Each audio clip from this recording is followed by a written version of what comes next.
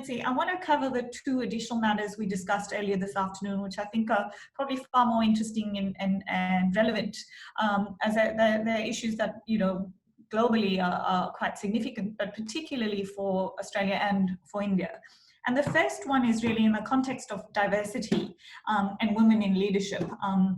You know, I've watched in the past few days, so Julia Gillard, the former Australian Prime Minister, and indeed the first women Prime Minister of Australia, is in the process of releasing a new book where she speaks about women in leadership in the context of the stories of 8 high-profile women leaders.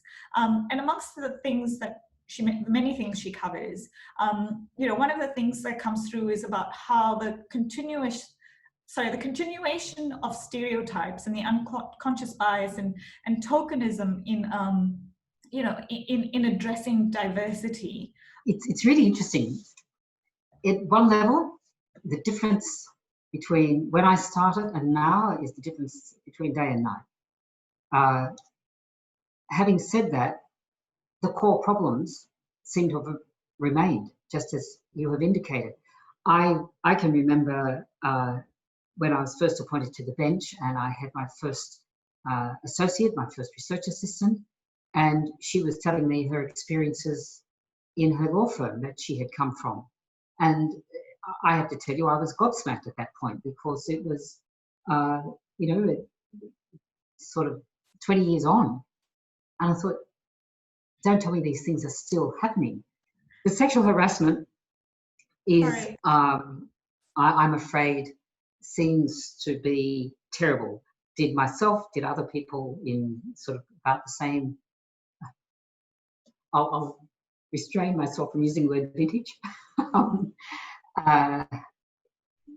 Were we subjected to it? Of course you were. Of course you were.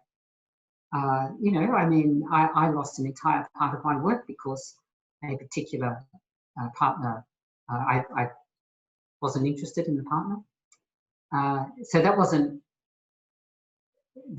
no actual harassment went on in that situation, but because I was not responsive, lost all that work, you know. And I can't tell you how hard it was for women to get work in those days, particularly in commercial areas or taxation areas, which were the areas I was in. So what do you do about it? I can assure you the women barristers are struggling with this at the moment. They are taking sort of quite positive steps about it. They've been really working hard within the Bar Association to make sure that very strong statements are being made. I think in the future, in the renewal of practicing certificates, there will have to be a statement as to whether any allegations have been made against you in that regard. But then you rely upon people's honesty. Yes. And a lawyer being honest, imagine that.